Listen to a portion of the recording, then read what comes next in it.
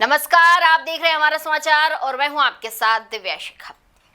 राजस्थान विधानसभा में गुरुवार को बायतू विधायक हरीश चौधरी ने राज्यपाल के अभिभाषण पर अपनी प्रतिक्रिया दी।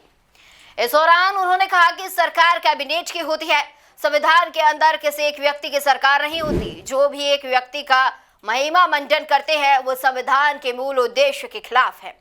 एक व्यक्ति का महिमा मंडन करने के लिए आज के समय में इस देश के कैबिनेट मंत्री भी महसूस नहीं करते हैं कि हम सरकार का हिस्सा हैं। साथ ही उन्होंने कहा कि ओबीसी के संदर्भ में मंडल कमीशन के माध्यम से आरक्षण की व्यवस्था हुई है।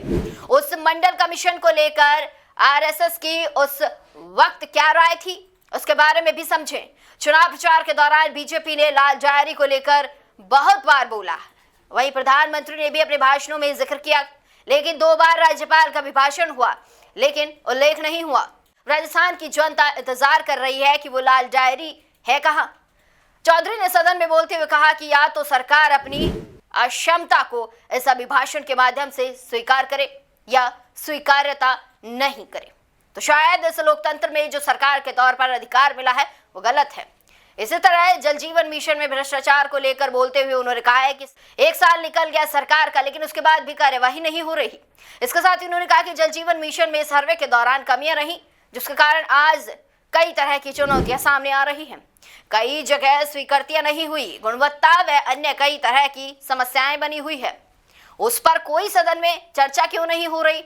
चौधरी ने आगे कहा कि सदन में जल जीवन मिशन के अंतर्गत 2023-24 में 6,803 करोड़ रुपए खर्च किए, वहीं इस वर्ष 2024-25 में सिर्फ 34,044 करोड़ की खर्च हुई। उन्होंने कहा कि अगर यह योजना हम सफल नहीं कर पाए तो भविष्य में इस तरह की कोई योजना नहीं होगी। उन्होंने इसको लेकर एक सत्र यानी कि इस विधानसभा में रखने का आह्वान किया। जो भी कमियां रही है उसको लेकर हमें सामूहिक मिलकर हल निकालने की जरूरत है। सदन में हरीश चौधरी ने प्रदेश की शैक्षणिक व्यवस्था और कोचिंग संस्थानों पर बोलते हुए कहा कि छात्र जीवन की शैक्षणिक व्यवस्था के लिए कोई अन्य वैकल्पिक व्यवस्था होनी चाहिए। बच्चों के सर्वांगीण विकास में यह कोचिंग संस्थान बाधा बने हुए हैं।